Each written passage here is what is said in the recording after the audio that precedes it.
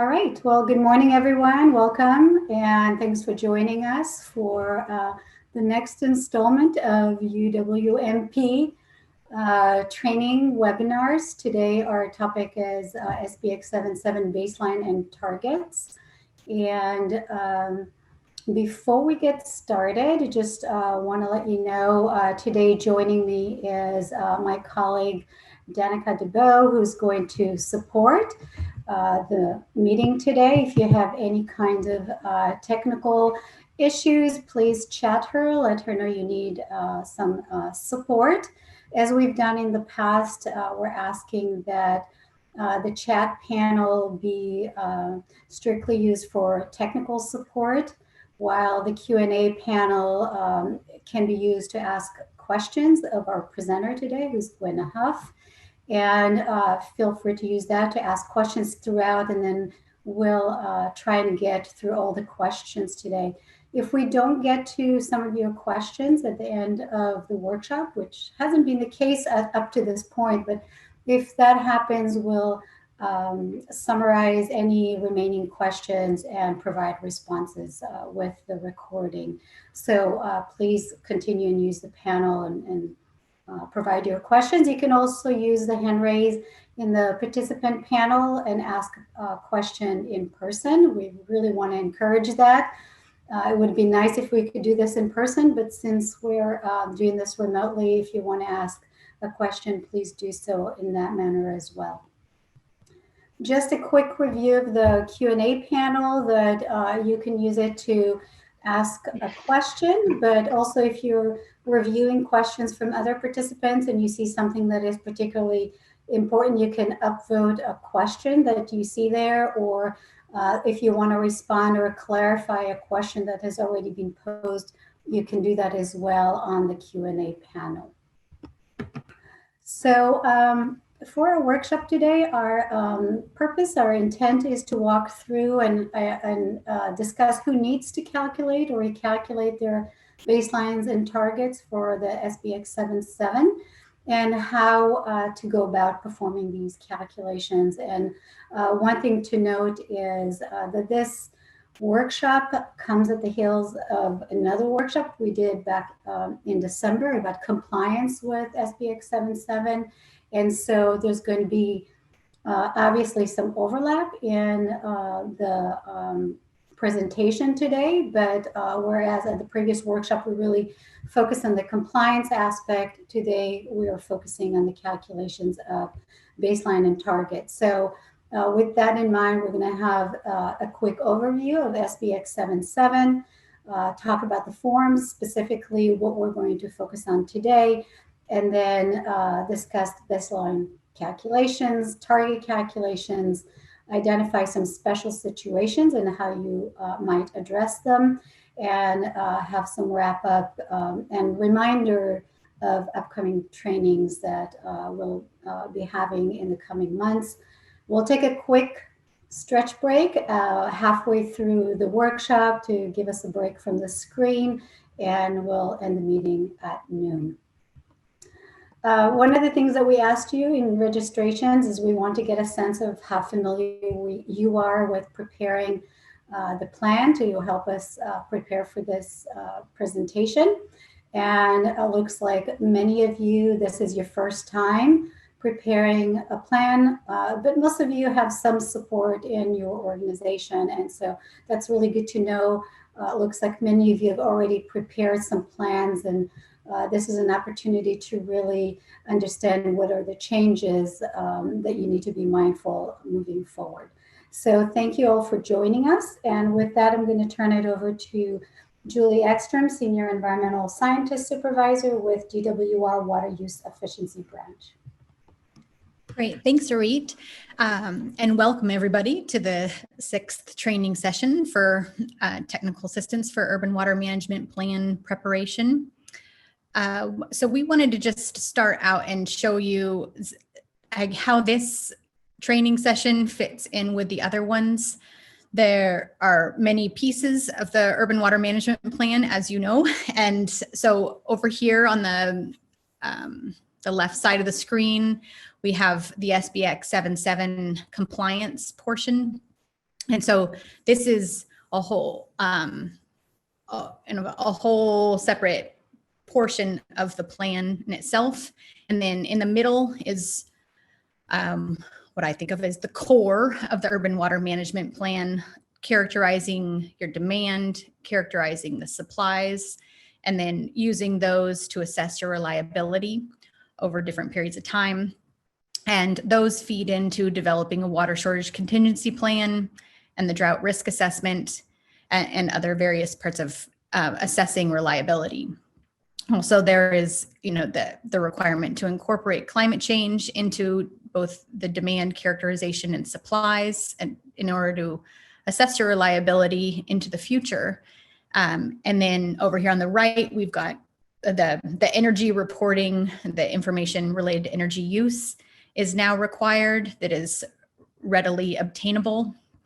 And then there's the reporting of Delta reliance for those of you that rely on the Delta. And so each of these pieces has, we've had one webinar to go through all of these. So if you go to the next slide, Arit, okay, the animation doesn't work, but so if we could pop them all up, there we go. So we made this schematic, so it shows you, there isn't necessarily a one order you would go through them, but because of all the trainings are being recorded, you can go back through them if you haven't been able to attend live or if you want to refresh yourself. So we have the Delta Reliance was the first one, and then we went on to the drought risk assessment planning tools that are offered. Those are optional, but that workshop really walked through how supply characterization, demand characterization fits into the drought risk assessment. So I recommend all of them, but it's great. And then we went into, and then in terms of SBX 77, we've had, this is our third workshop that relates to it. So population served was the third, we're calling them modules or training sessions for urban water management plans. And that was hosted in December. And then we had another one on baseline. Today's is baselines and targets. If you need to recalculate or calculate those for the first time. And then complying with SBX 77 was gone through in depth also in December. So that's module number 5. And we put these numbers here because now on the YouTube site, they're listed as module 1, module 2, and so on, just in the order that they were recorded. And then we have a couple upcoming workshops that are going to cover the water shortage contingency plan, at least what we can cover in a couple hours. And then tomorrow we have another one that's on climate change and how ideas for how to incorporate that into your demand and supply characterizations and reliability and where to, different ideas of where to look for data, because there's a lot of information out there on climate change projections. So that, and then we are also having a preparing and submittal procedures webinar in February. And we'll have another one when the WUI, the electronic online submission portal is available. We'll post that in maybe April and host another webinar to walk you through how to electronically submit your plans and table information. So with that, we're going to turn it over to Gwen or back to Arit. And thank you all for coming. Hi, thank you, Julie, for that. And also thank you to Arit and Danica, which make this all possible. And it just flows so much more smoothly having their assistance. So my name's Gwen Huff, and I work for Department of Water Resources as a retired annuitant, a senior environmental scientist. And as some of you may know me from the 2015 round of UWMP, so I've come back to assist with the 2020 round. Look forward to working with all of you again. Next slide. Today, what I'm going to cover is we're just going to do a very high-level overview of SBX 7-7 We see that many people have not actually done a plan before, so we're going to not assume that there's a base knowledge. Then we're going to go over SBX forms, baseline calculations, target calculations, and special situations. That's our agenda for today. Okay, next slide.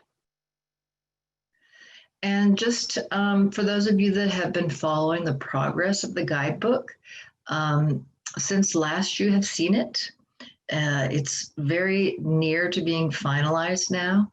And we wanted to bring your attention or just let you know in advance that we've made some edits to that chapter since last you've seen it. The biggest change is that we have added an SBX 7-7 form. The form for baselines and targets is one that you're probably familiar with from 2015, but we've created a new one for 2020 compliance. So there are now 2 forms. We'll talk about those today. There's been a reorganization to Chapter 5, which we think just lays it out a little more clearly, a little more intuitively. And we added some guidance for special situations, which we will be talking about today. Okay, next slide. So let's review SBX 7-7. Next slide. It is officially known as the Water Conservation Act of 2009, SBX 7-7. Shorthand name for it would be 20 by 2020. You might have heard that. It requires the state of California to reduce urban per capita water use 20% by the year 2020. Each retail urban supplier must develop and meet an urban water use target for the year 2020. So we're not in 2020 anymore, but in your 2020 UWMP, you will be reporting, among other things, the water use that you had for the year 2020. And it takes a while to compile all that information. That's why it's not due till mid-2021. But this is where the rubber meets the road. Okay, next. The 2020 UWMP allows the retail supplier to demonstrate whether it has achieved its 2020 target water use reduction. Okay, next slide.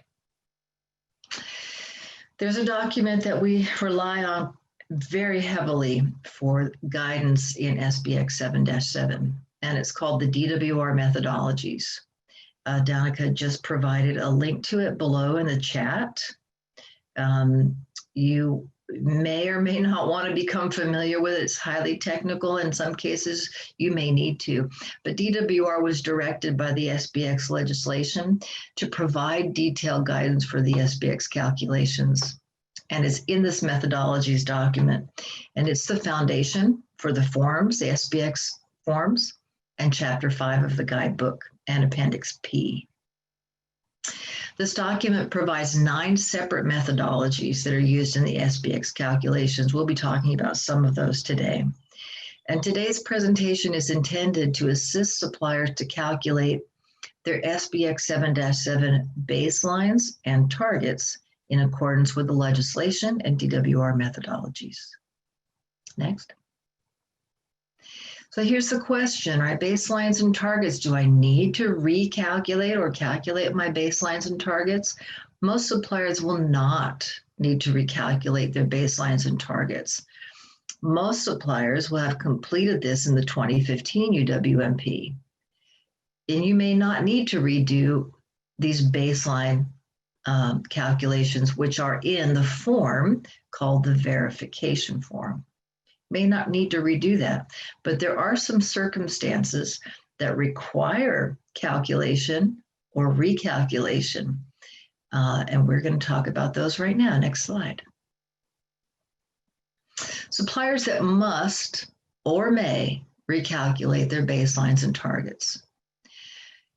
If you're a supplier that did not submit a 2015 Urban Water Management Plan, but you were actually subject to the requirements at that time, you need to submit a 2020 UWMP and do all of those calculations, including baselines and targets. You may also choose to, even though you have done the calculations in the 2015 UWMP, perhaps you have better data. If you have better data, you have the option and you may recalculate your baselines and targets if you find them more favorable to you. Some people might want to do that. There are no changes to any of the calculations in those two circumstances. There's nothing different that you have to do, straight up calculation. There are some special situations, these last four. If you're newly subject to the UWMP requirements, that is, your service area has expanded, and you didn't have to submit before, but now you're big enough and you have to. We're going to talk about each one of these in detail, so I'm just going to give a high level. You had a service area expansion based on a merger or an annexation, so your service area has changed quite a bit. You had a contraction where you lost some part of your service area. Or this unlikely but possible situation where a large partial customer becomes a whole customer. Next animation, yeah. So these four are called special situations. And as I said, we did an edit to Chapter 5 where we've added information and guidance for these special situations. And we're going to cover them as we go on. So just kind of a heads up. But these are the suppliers that must or may recalculate their baselines and targets. Others will not. And let's do that poll question. Yeah. For the 2020 UWMP, Orit, do I turn this over to you to talk? I just posted the poll, and we just wanted to get a sense, given what Gwen covered, to find out of our participants, where do you see yourself fitting in?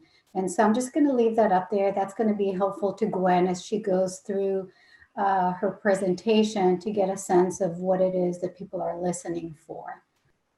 So Orit, you just let me know when it's time to go on. Yeah, I'm just going to wait a few more seconds to allow people to respond, and then I'll end the poll. Right now, it looks like many of our participants are responding to the question with a no, that their service area has not changed since 2015, but there are some who are not sure yet of whether they need to or not. So I'm just going to give you a few more seconds. This is really helpful. Okay, and I'm just gonna show the results to everybody so you can see what it looks like. There you go, Gwen. Very few. Yeah, we were anticipating this. Okay. I'm so glad this question is in there. I'm not sure what baselines and targets are. That's for people that are doing the UWMPs for the first time. Yeah, baselines and targets are part of SBX 7-7, and that's what we're talking about today. Thank you very much for that poll, very helpful. Okay, so for my little tiny group of people that are going to redo their baselines and targets, let's continue. Next slide, please. We're going to talk about the SBX 7-7 forms. There are two of them now, where there used to be one. The first one is the SBX verification form for baselines and targets. This is only for calculating baselines and targets, and most retail suppliers will have completed this in the 2015 UWMP. You only need to redo this if you're calculating or recalculating baselines and targets in the 2020 UWMP. Next. Then this is new, the SBX 7-7 2020 compliance form. This is only for calculating 2020 actual water use and comparing that to the 2020 target. All retail suppliers will complete this form for the UWMP. Next. Today, we are only talking about the SBX verification form for baselines and targets. As it just popped up there on the bottom right, the compliance form was already covered in another module, Module 5. Okay, thank you. Just a little graphic here to keep them separated in your mind. The SBX verification form is where you calculate baseline GPCD, gallons per capita per day. That's how we measure water use. Sorry, we'll talk about GPCD earlier. Didn't mean to throw in a term like that. And where you calculate your target for 2020. These are all your baseline calculations. And then the compliance form is, here we are, the year 2020 has passed, and now we look at how we did and if we met that target that we had previously calculated. Next. Today, of course, we're talking about only the verification form and not compliance. If you are interested in the compliance information in that form, go to Module 5. Next. Here's an example of the baseline forms. On the verification forms, you'll notice that all of the baseline years are listed in each one of the tables. The forms, the SBX forms, are a set of Excel tables, and they provide for the input of data. Some cells are automatically filled, and some automatically do certain calculations. And for the verification form, we do target calculations and baseline calculations. There are 23 tables, 13 are required, 10 are optional. Okay, next. And again, only suppliers calculating or recalculating their baselines will submit the verification form. Next. Where do you get these SBX forms?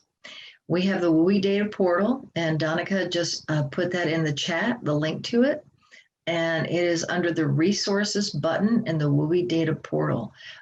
We do not have the Excel tables in final form ready for use uploaded yet. We think we'll have them, Julie, I think we're aiming for the beginning of February. Is that right? Do you want to speak to that? Yes. Yeah, that's a good estimate.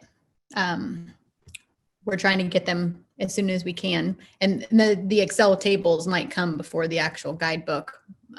Yeah. But we'll put them there and we'll let you know. We'll send out a notice to the listserv. Very good.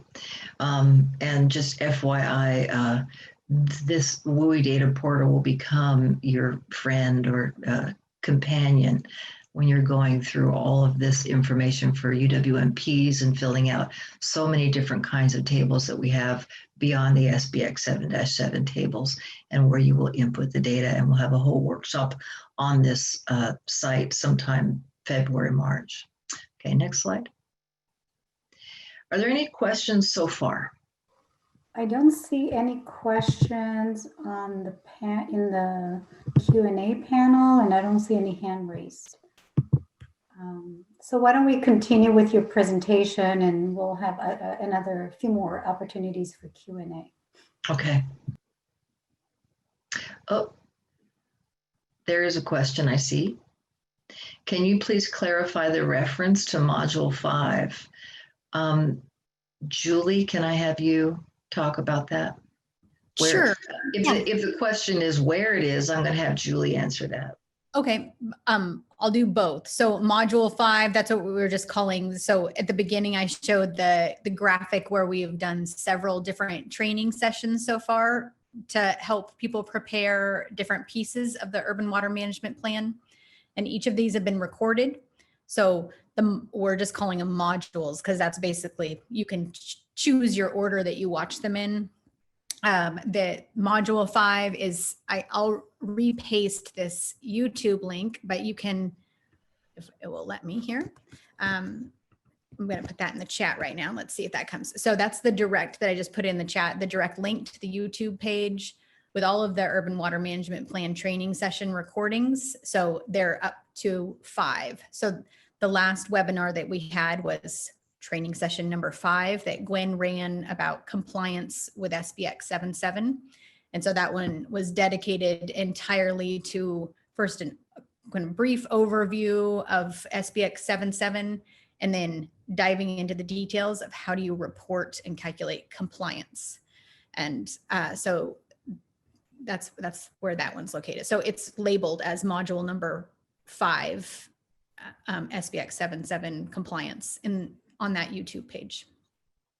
Thanks, Julie. We have a couple of questions, so I'm going to read those out for the recording. And just a reminder to all participants to post your question in the Q&A panel so we can track everything.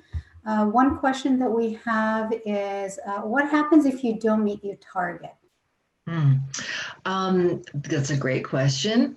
And we did address that in the compliance workshop, module 5, but I'll just quickly say that the single largest repercussion, one, is you're not eligible for any grants or loans related to water from the state of California. There are a couple of exceptions to that. One, you can provide a plan for how you will comply. And the other is you show that your entire community is a disadvantaged community. So the not allowable receipt of grants and loans, one. And this isn't in the code, but we just want to bring it to your attention that you will not have met the requirements of the water code. And this is public information, which you make public as your supplier when you're doing the adoption of your urban water management plan. It's also public information statewide on the WUI data portal. Not that we're going to do anything about that, but just to let you know, it is public information and you have not complied with the code.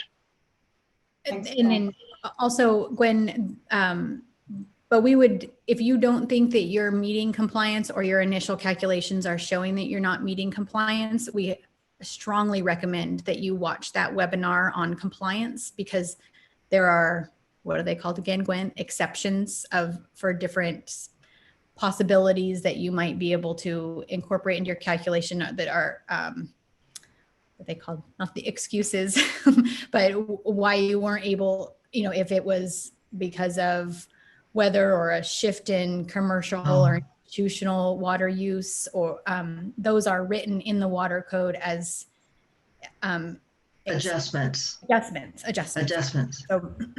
Yeah. definitely look into that before, as soon as if you're finding that you're not in compliance. And if you do that, and you will do, the SBX 7-7 2020 compliance form, in the last table, and this is all in the other workshop module, there is a table where all those adjustments can be and will be entered. So by the time you've completed that table, you'll know whether or not you've met your target. Thanks, Gwen. There's one more question before we move forward. When an area has been annexed to a water supplier service area within the last 5 years, so that was one of the special cases, and a recalculation of GPCD is done, is there an allowance for the time that the new water supplier was not responsible for reducing water use in that area up to 2020? Very good question. And the answer, I'm happy to say, is yes. And we will be talking about that special situation exactly later in this presentation. Great, thank you. I think we're ready to move forward. Okay. Next slide. So let's talk about the baseline calculations. Next slide. Okay, this is a little confusing for people, so I just wanted to bring it up and try and clarify. There are two baseline periods that you have to calculate. There's one is called the 10 to 15 year. The other one is called the 5 year. And just a side note at the bottom here, if you're recalculating the baselines and targets, so you've already done it in 2015, but you're going to recalculate, you have to use the same years in the baseline period, so you cannot change your baseline years, okay? But now let's talk about each one of these baseline periods. Next slide. The 10 to 15 year baseline, you have to define a 10 to 15 year baseline period. There are constraints to that. This 10 to 15 year baseline is called the baseline, and it's often referred to when we're discussing SBX 7-7. If I ever say baseline, this is the one I'm talking about. It's the most used in the form. So it is a 10 to 15 year continuous period within these time frames, and you will select the exact years. This is your starting point. Right, this is where you're starting, And then you're going to set your target from there. This is your baseline. Next slide. So why is it a 10 to 15 year baseline? Well, here's the question that you will ask. Do I use it 10 or 15? Did recycled water account for at least 10% of your 2008 retail water delivery? If not, you use a 10-year baseline period.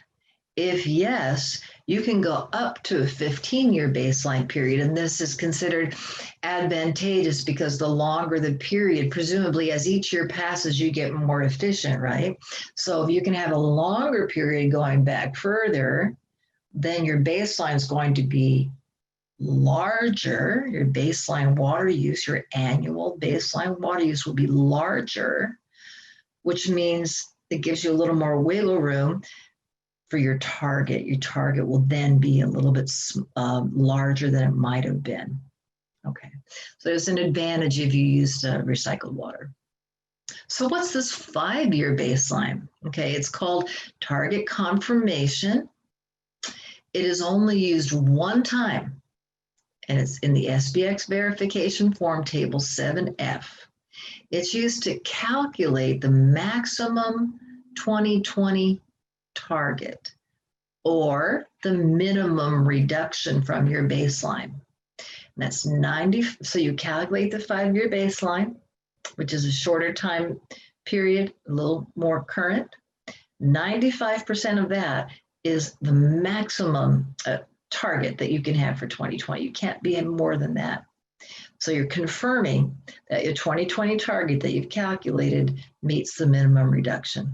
Again, it's a continuous 5-year period in this time frame of 2007 to 10, and you will select the exact years from this period. Next. Next slide. So we talk about the SBX verification form, which is a whole bunch of Excel tables. Here's one, and this relates to the baseline periods. In the 10 to 15 year baseline period, it does ask the question at the top about 2008 water deliveries and recycled water deliveries. And that's to let you, that's going to determine whether or not you get a 10 or a 15-year baseline period. So there's a 10 to 15 year baseline period, and then the 5-year baseline period, you complete this. All the SBX forms take all the guidance and make it, kind of cut and dried of what goes into the table. So now it's your companion, maybe not your friend, but your companion. Okay, I think that wraps it up for the baseline periods. Q&A about the baseline periods. Okay, and we have a few questions. I saw that there a hand raised, but I don't see it anymore.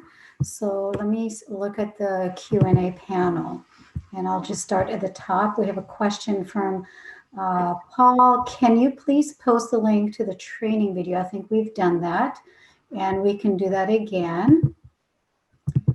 I inherited the plan, the urban water management plan, and am first time preparer for our agency. We utilize method 4 to recalculate baseline and target in 2015. Can I apply a different method in 2020? Is there information available on WUI on how the target using method 4 was calculated? Will the form help calculate method 4?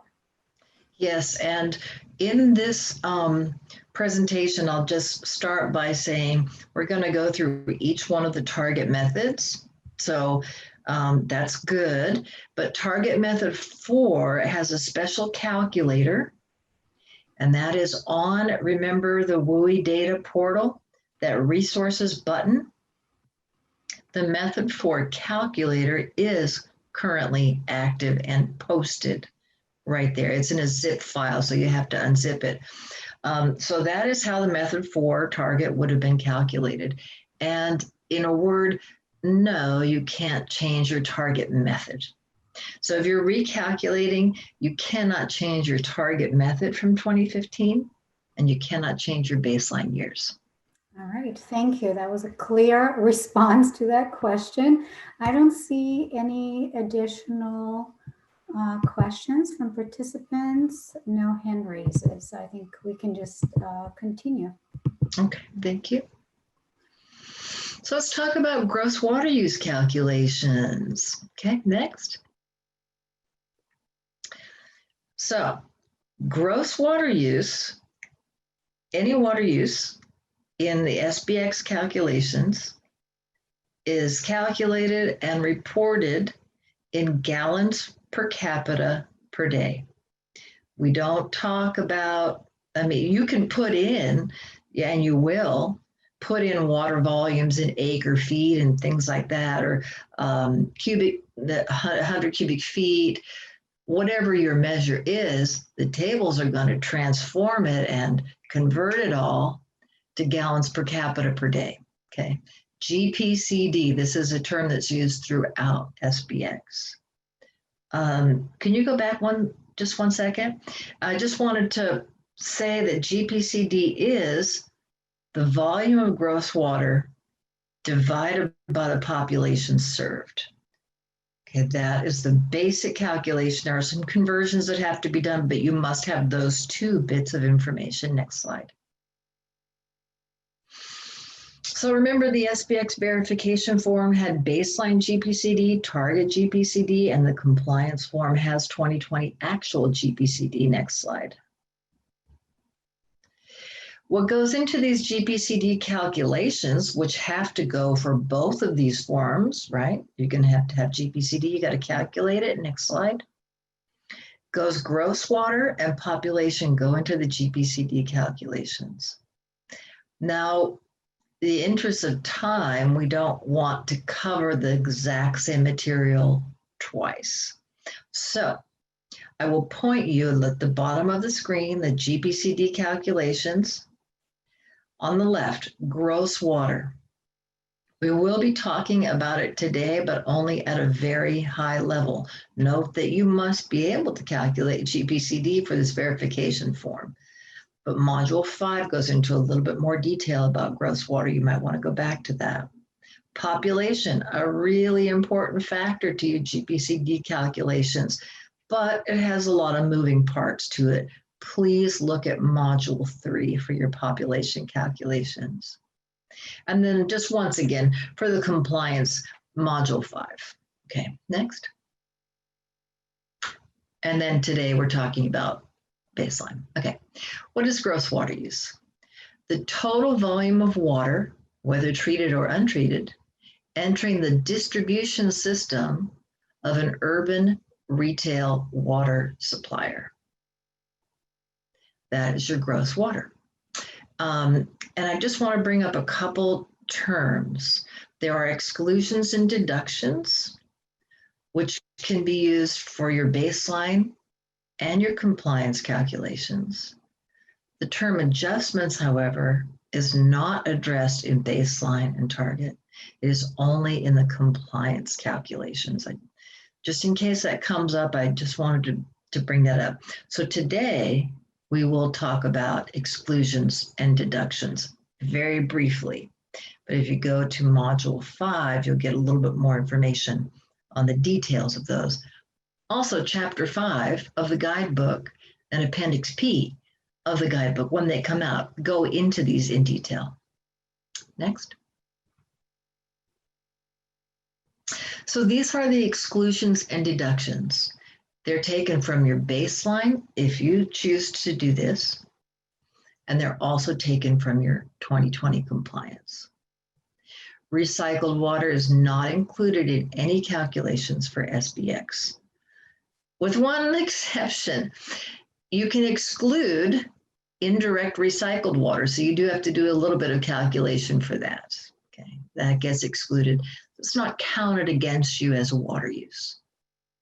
Water placed in long-term storage, it's assumed that if you put it into long-term storage, you didn't use it in a particular year, so it gets excluded.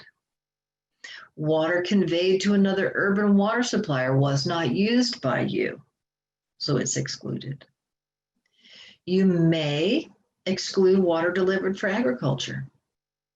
And you may exclude industrial process water. And each one of these has some calculations, maybe some tables that are associated with it. I just recommend that you go to Module 5 for more information on this. Or, as I put here on the right, yes, in the methodologies document that we discussed right at the beginning, that is the foundation for this guidance, methodology 1 talks about these exclusions, the guidebook chapter 5, and then workshop number 5. Okay, next. So here's the table in the verification form where you're going to report your gross water use. Note on the left-hand side, all your baseline years you have to put in for annual water use, okay? Volume into the distribution system, column number 2. And then columns 3, 4, 5, 6, 7 are all those deductions or exclusions, using that term interchangeably. So you have in column 2, the water into your distribution system, which you will have completed a different table in the form, and this will autofill in table 4 what you've done in this other table. Then your deductions, and then it will tell you your annual gross water use. And also, let me just point out, the first 15 lines are the 10 to 15 year baseline that we talked about, which is basically our baseline. Years 11 through 15 are a little bit grayed out because you can only use those if you've got that certain amount of recycled water that you delivered in 2008. Also on table 4, near the bottom, is the 5-year baseline. This is the one that confirms your target, and we will be discussing how this baseline is used a little bit later on, you'll see. But this is the table where you come up with your annual gross water use, okay? It's not your GPCD yet because you have to pair that with population, but we're talking about gross water use, and this is how it's reported. Okay. Any questions on gross water use? Gross water. Yeah, so we have a couple of questions related to that. One that you've responded to in your presentation in terms of inclusion of recycled water in gross water. And then the other question is the debate over whether we're looking at raw water volume or water volume sold. Raw water volume or what? Or water volume sold. Raw water. I'm not sure I understand that distinction. If it's water sold and you didn't use it, that's water sent to another supplier. That's an exclusion. You didn't use it, you don't have to include it. Well, you exclude it in those calculations on that table. Mm-hmm. I'm not sure I answered the first part of that question because I'm not sure I got it. All right. So if the participant who posed the question want to speak to it, we can do that. Hopefully this was sufficient of a response. And do you want to just a reminder with regard to recycled water? Recycled water is not included in any calculations for SBX 7-7. The only calculation that you might want to do is if you're delivering indirect potable reuse. And there's a lot of discussion, a lot of background on that one. Go to Module 5. But with the exception of indirect potable reuse, recycled water is not a part of SBX calculations. It's excluded entirely. Okay. And I see a follow-up to the question about the raw water volume or water volume sold, thinking about billed versus produced. Does that help? Billed versus produced? Mm-hmm. Can you go back to that table? Yeah. So your column 2, volume into the distribution system, this isn't to do with billing, but you know what you're billing, that's what you're actually delivering to your customers. So what is produced would be your volume into your distribution system. What you can take out of that, what you don't have to report, is all these deductions here. Exported, change in storage, that is long-term storage, indirect recycled, ag use, processed water. Those are the only deductions from what you produced versus what is actually your gross water. Gwen, we have another question. If you can speak to why do you need the change in storage? Isn't this already included in the production figures? It depends. I'm not so clear on this, but the best I can answer that is if the storage is within your distribution system. So you would have already put it into your distribution system, sent it off to your local storage, but not used it in that particular year. So this is all within the distribution system.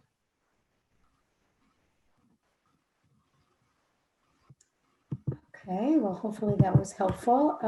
I don't see any additional questions and I don't see any hand raises.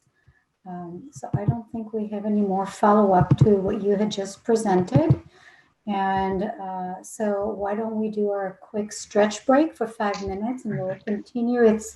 I have 10:47, so we'll reconvene at 10:52 and continue with your presentation. Thanks, Gwen. Sure, thanks. All right, Gwen, hopefully you're ready to continue on. I would like to start, but I realized there's something I didn't cover. We could go back a couple of slides to that table there.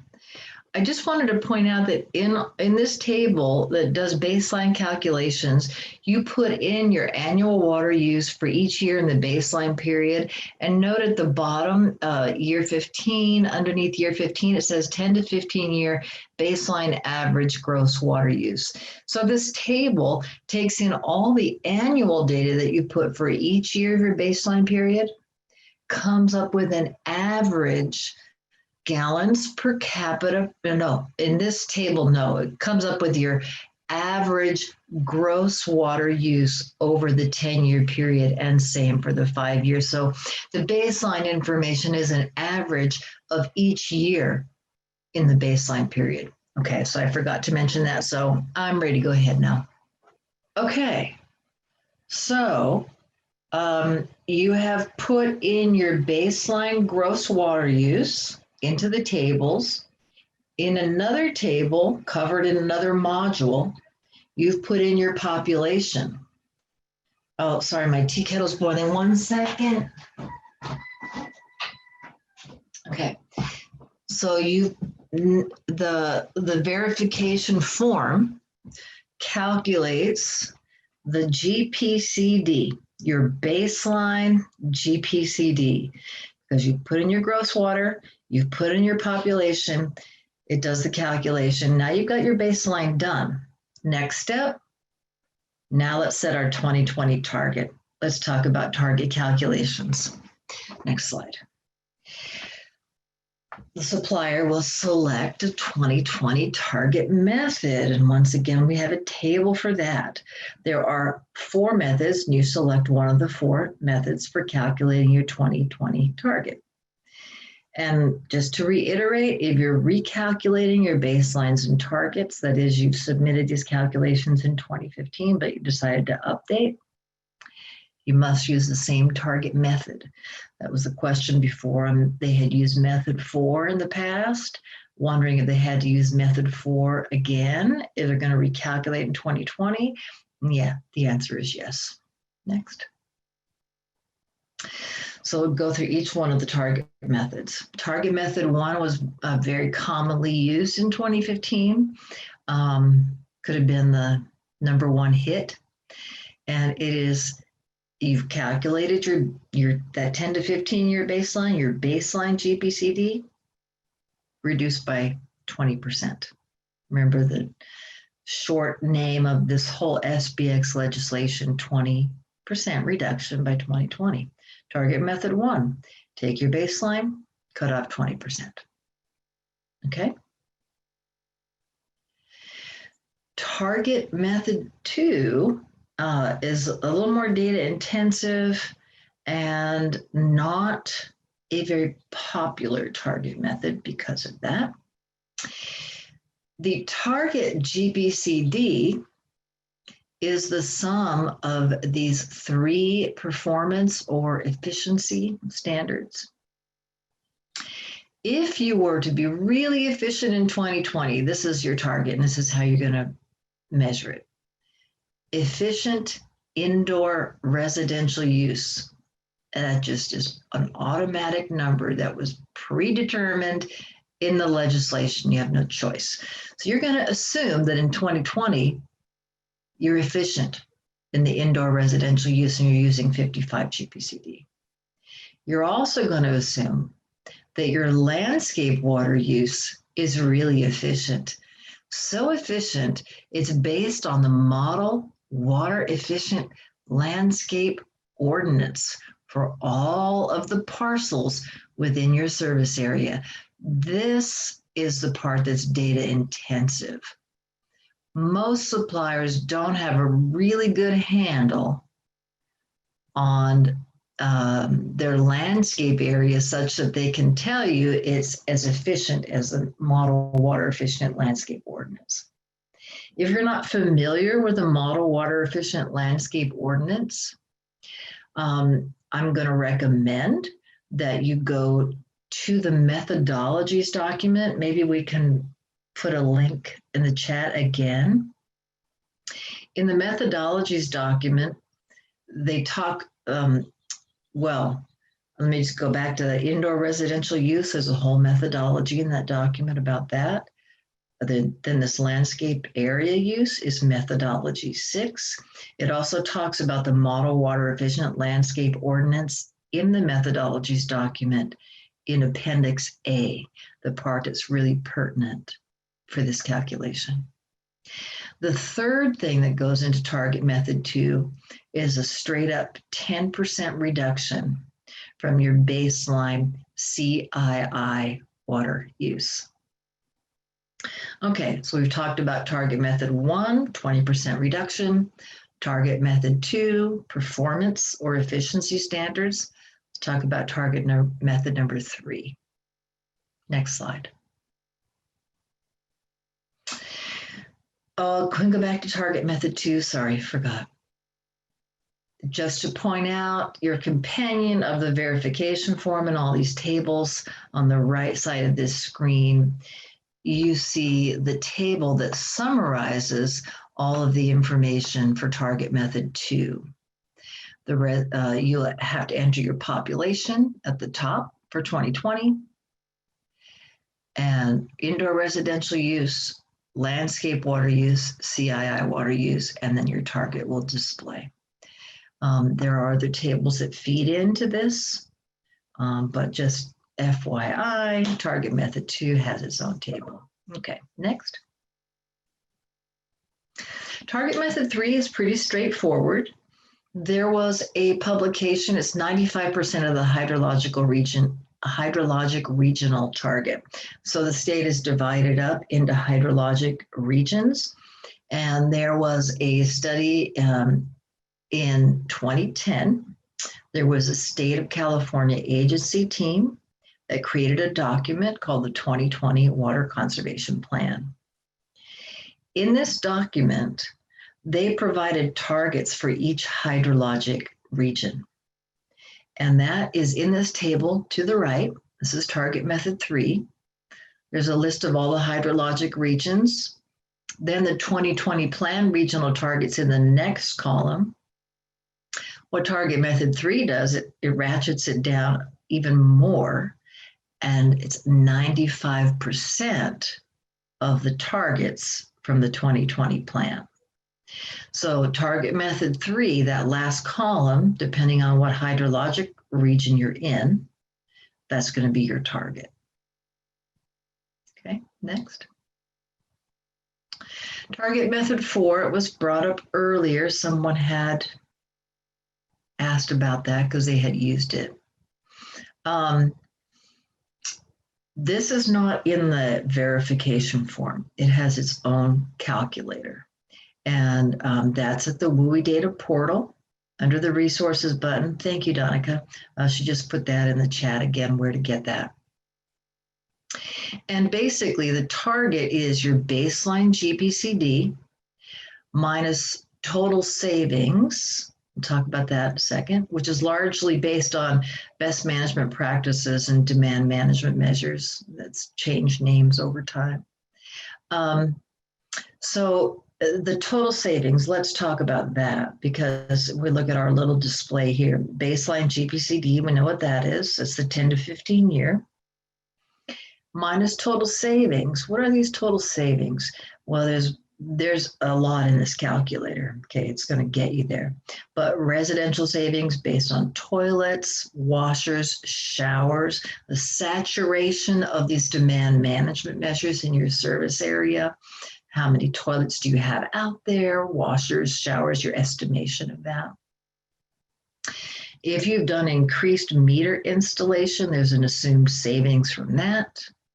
There's an assumed CII savings and landscape and water loss savings. There's a lot that goes into method 4, but it's all in a calculator that you can find on the WUI data portal. So your baseline GPCD minus these total savings gives you your 2020 target for method 4. Okay, next. So you've decided which target method you want to use. You've done your calculations. Now you have a calculated 2020 target. You have one more step. You have to confirm the calculated target. This is where you use that 5-year baseline, the only time you use it. It is used to calculate the maximum allowed 2020 target, which is 95% of the 5-year baseline. This can also be called the minimum reduction. So we look at table 7F, and this is where this last step in your target is done. Your 5-year baseline is its input automatically from the other table. And then it does 95% of that. It gives you your maximum 2020 target. You input your calculated 2020 target. The table compares the calculated target against the maximum target and automatically fills the confirmed target with the lower of those two values.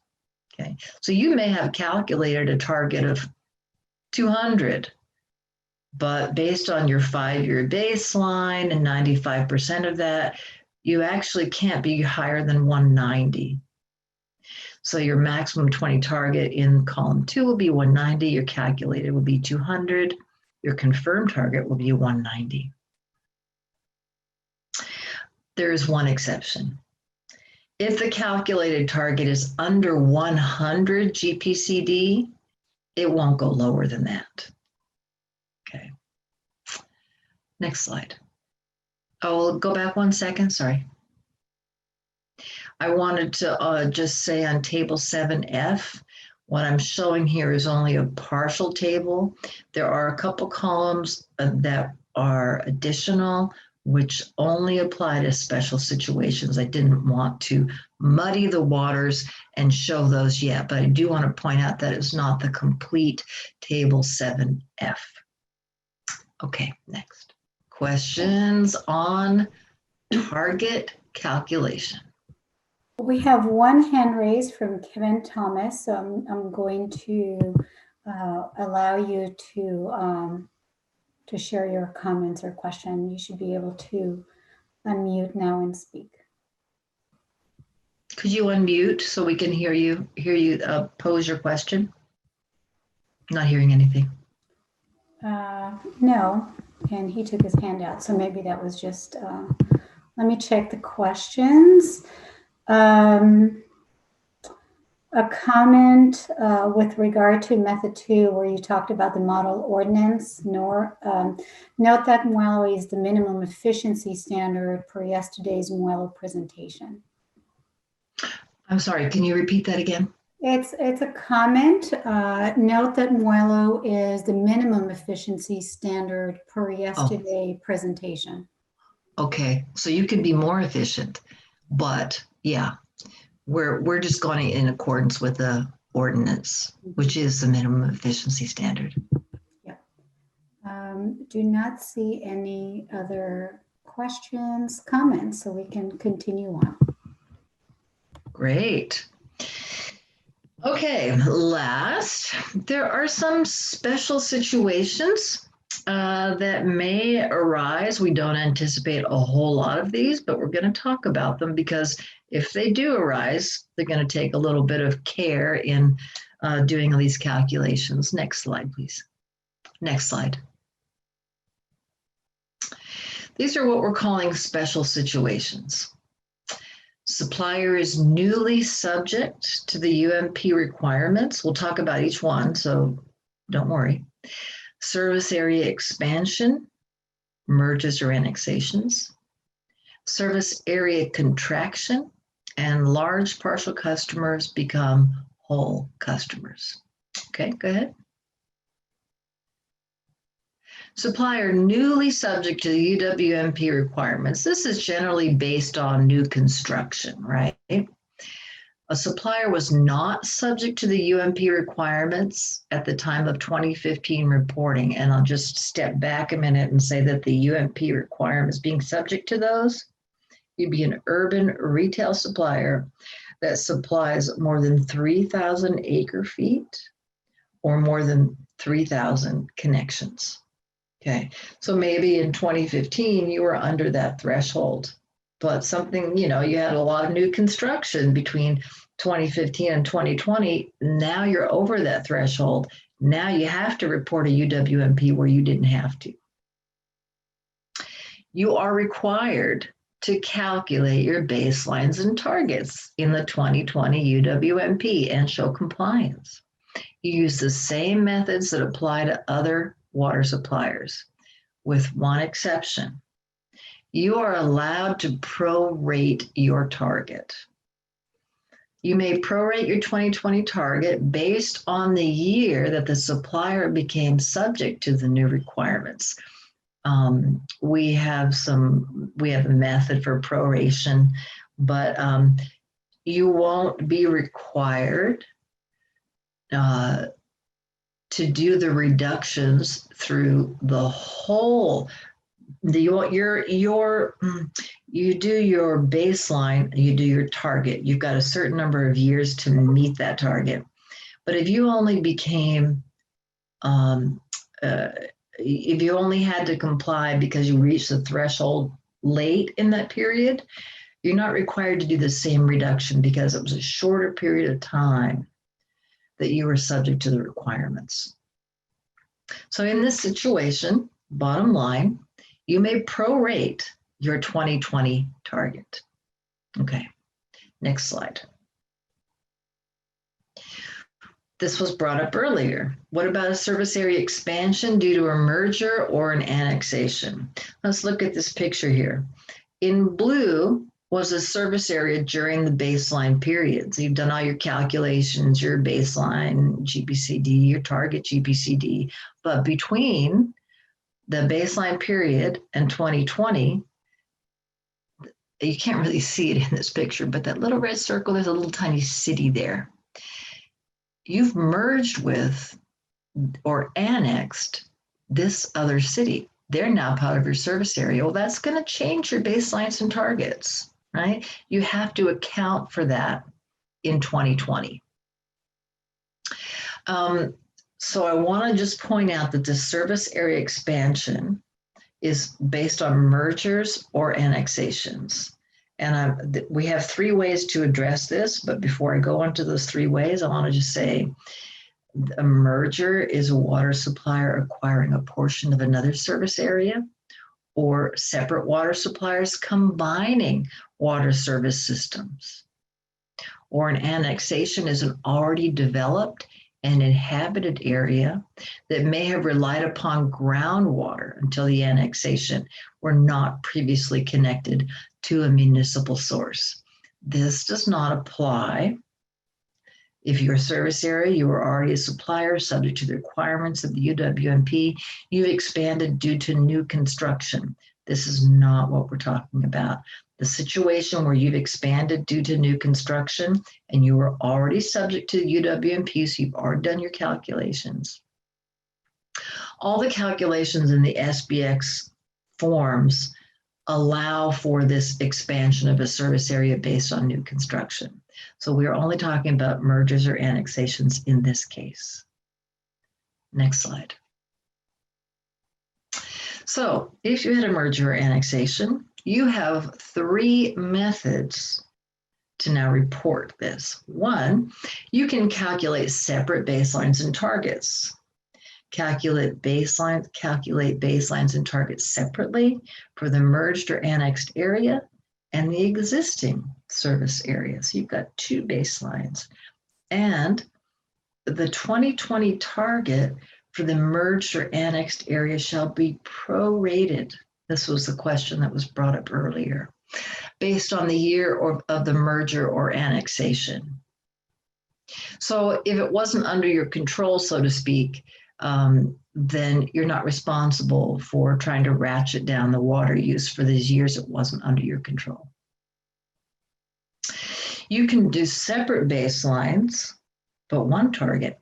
Calculate the baselines and 2020 targets for both areas. You do the complete calculations, but then you take those 2020 targets, those 2 different targets, prorate that merged or annexed one, and now report 1 combined 2020 target as a population weighted average. And the last method would be 1 baseline, 1 target, where you calculate, you combine the whole thing and you redo all of your calculations, reporting baselines and targets for the new service area as 1 entity. And of course, compliance would also be 1 entity. So the service area expansion based on merger or annexation is the more complicated one, but there are 3 methods. These are laid out in the methodologies document. Yeah, I'm not sure what else to say about that. Okay, next slide, please. So these 2 situations that we talked about where you've recently become subject to the UWMP requirements because you now are over the 3,000 threshold, or you have a merger annexation. Only these 2 situations allow prorations or the population weighted average target. How do you report that? Okay, we talked about table 7F before. We've looked at that, where you do that target confirmation, and it sure looks like that confirmed 2020 target, you're done, except if you have these 2 special conditions. And if you have those special conditions, your confirmed 2020 target is not the end of the line for you. You have to do your prorated and or your population weighted average. So these do get reported in table 7F. Okay, next. Service area contraction is another special situation. So this little city was removed in the red in our picture. In the baseline, the blue area was your service area, but then for some reason, this other little city decided to join forces with someone else. So you have to recalculate your baselines and targets. There's no proration, no weighted average, just simply to say you have to recalculate by removing that area. Okay, next. What about this one? Large partial customers become whole customers. So this could be in the case of a university, for example. This large customer used other sources such as groundwater outside the supplier's distribution system for a portion of the water demands, let's say landscaping, but they used potable water from the supplier, but they used a well for their groundwater. But between the baseline period and 2020, they switched to using only water from the supplier.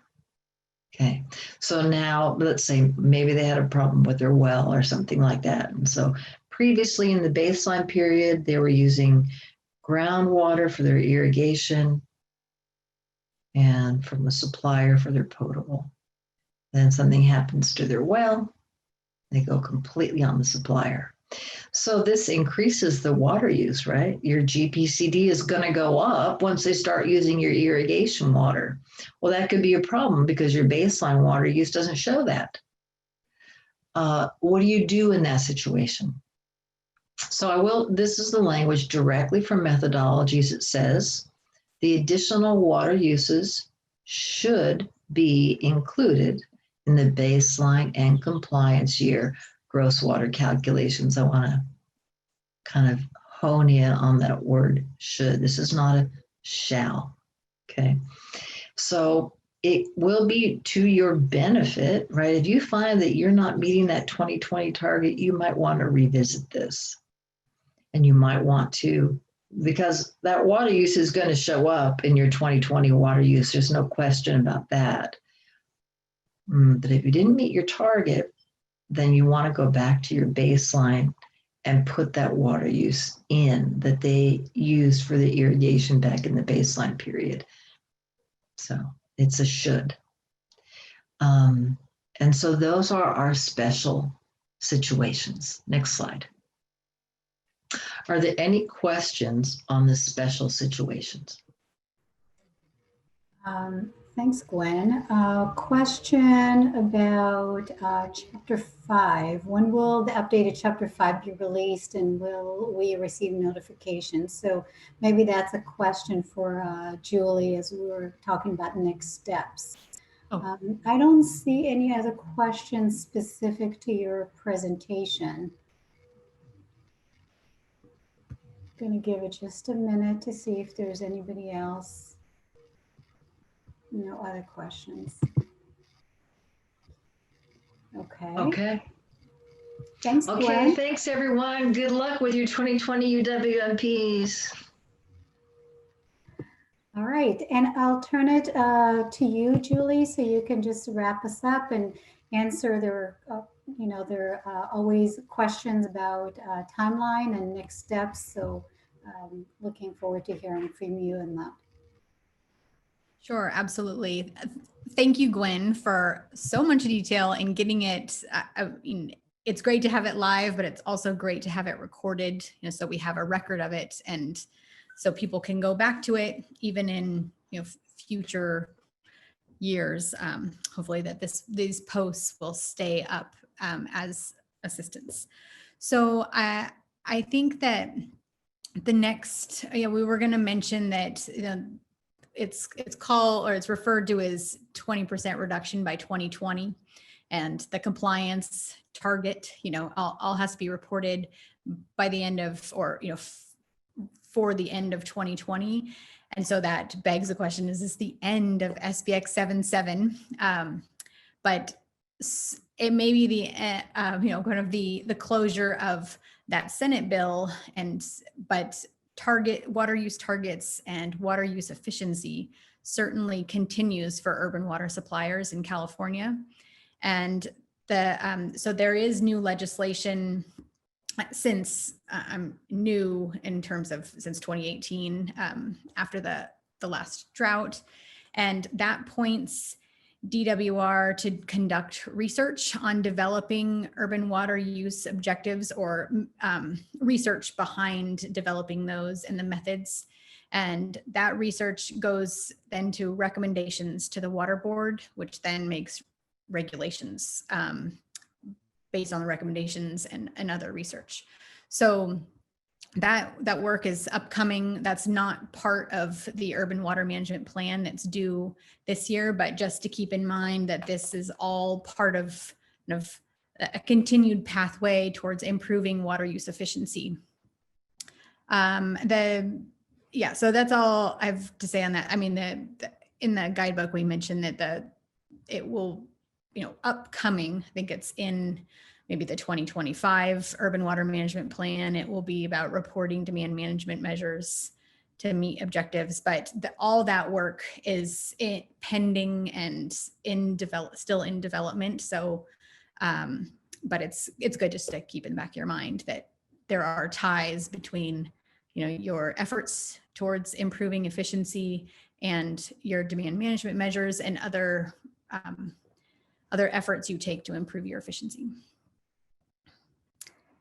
So that gets us to that, we've mentioned it several times now that the training recordings are available on the YouTube website. I'm not sure if I mentioned at the beginning, but in the 2015 Urban Water Management Plan process, Gwen and others went around the state to host a series of workshops by region.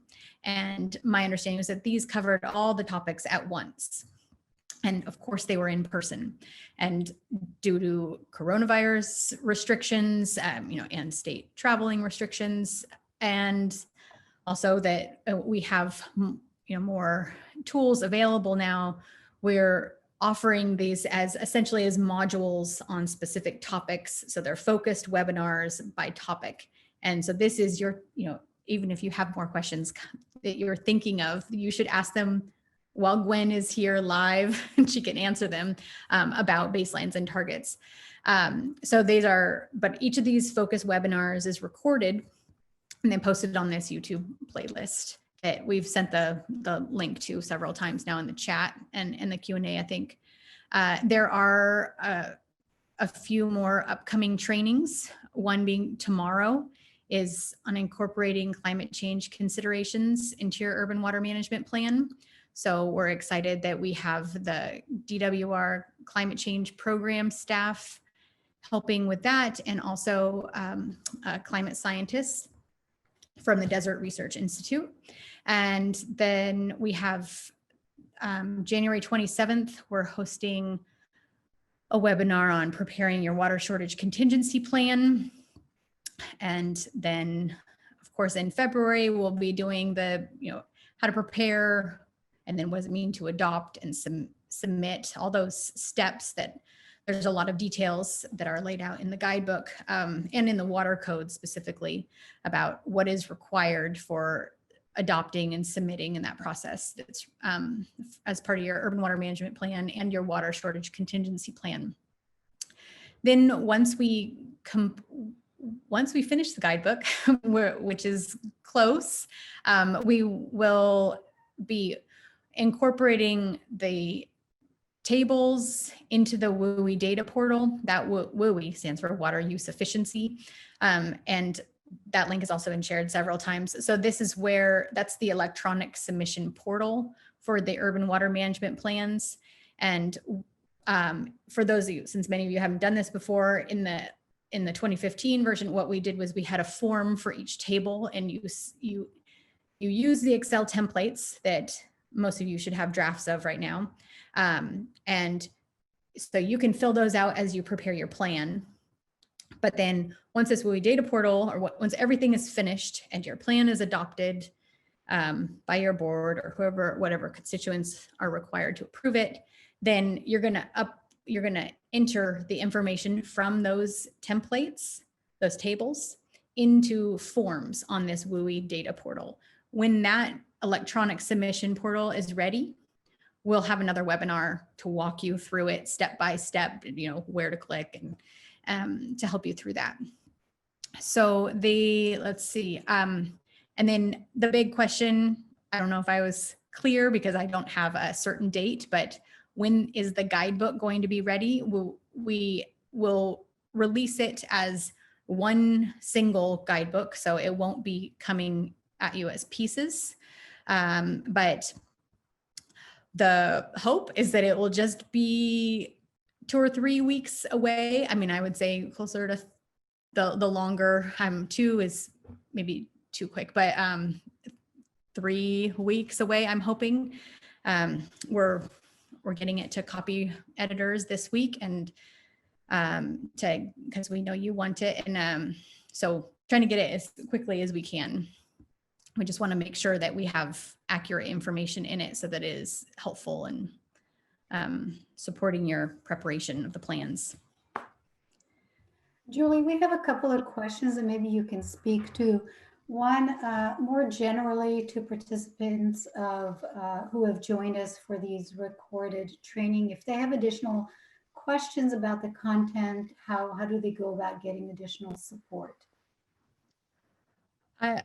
It's best if you submit a question to, you can submit one to the WUE@water.ca.gov, or even more direct is UWMP-help@water.ca.gov. I can put that in the chat or just so that you have it.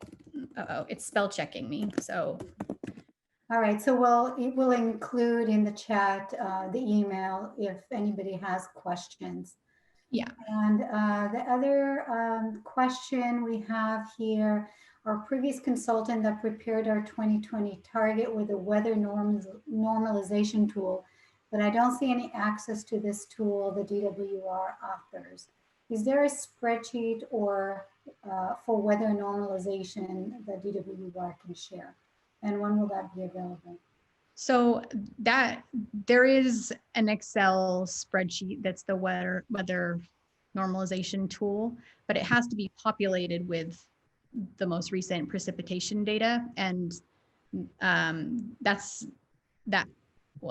year just closed and goes through a lot of processing in order to prepare it in order to feed into that tool. And so as we discussed in the SBX 77 compliance webinar, that is going to be available for suppliers that are showing that they're not in compliance with SBX 77 by 2020. So if you're not in compliance, you can make that request. If you are in compliance, there's no need to use that weatherization tool. Okay. We have a participant who would like to ask or comment in person, so I'm going to allow you to talk, and hopefully this will work this time. This is Rajat Chakraborty. Go ahead. Thank you. Thank you for giving me the chance. And first of all, it is a great presentation, and I have not attended actually a lot of those trainings, but this is interesting, and I had special interest, so I joined it. So my question today is about the recycled water use, and I'm presenting Jacobs. So we have been doing a lot of design of the cities. They are using, like for example, wastewater. They're treating that water and then they are using it for groundwater recharge. So when it is going to the groundwater, this groundwater is not like city specific. It doesn't consider the boundary of the city. So it goes to the groundwater.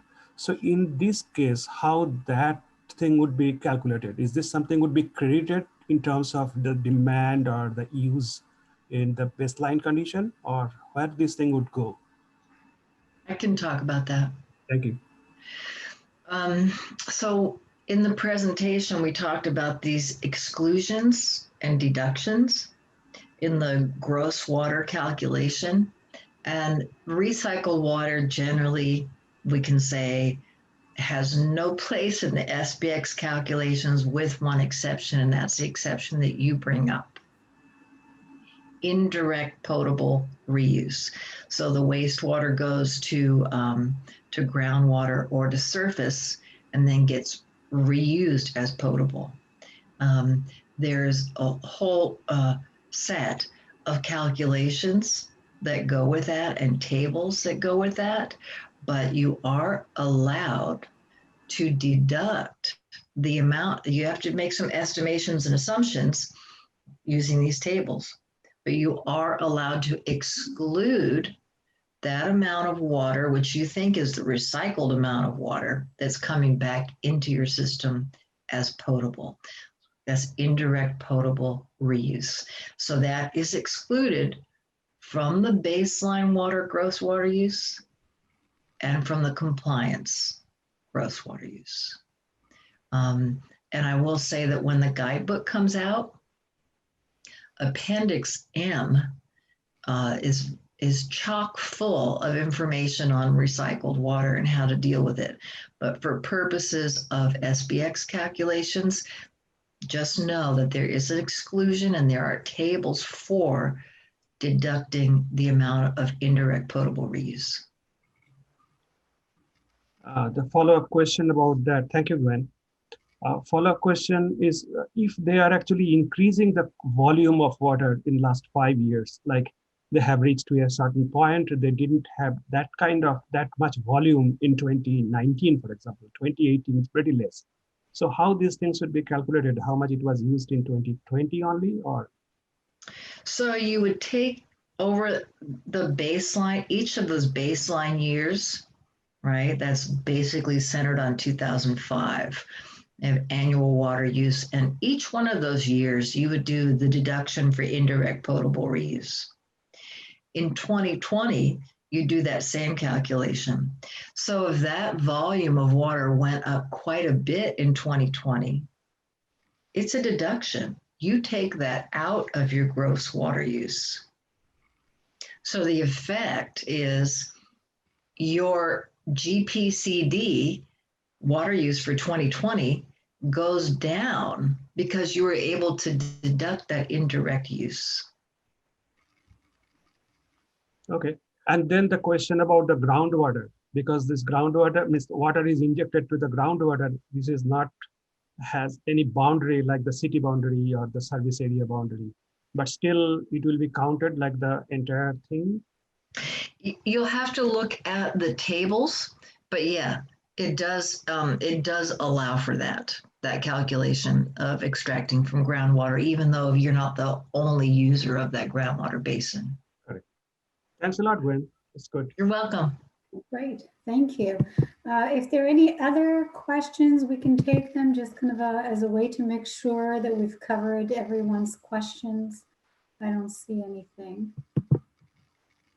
Okay.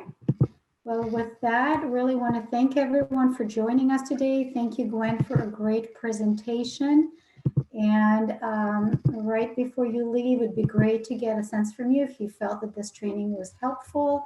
Feel free to add comments in the chat if there's something that we can do better. We still have a few more training workshops, and we appreciate your participation. Thanks, everyone.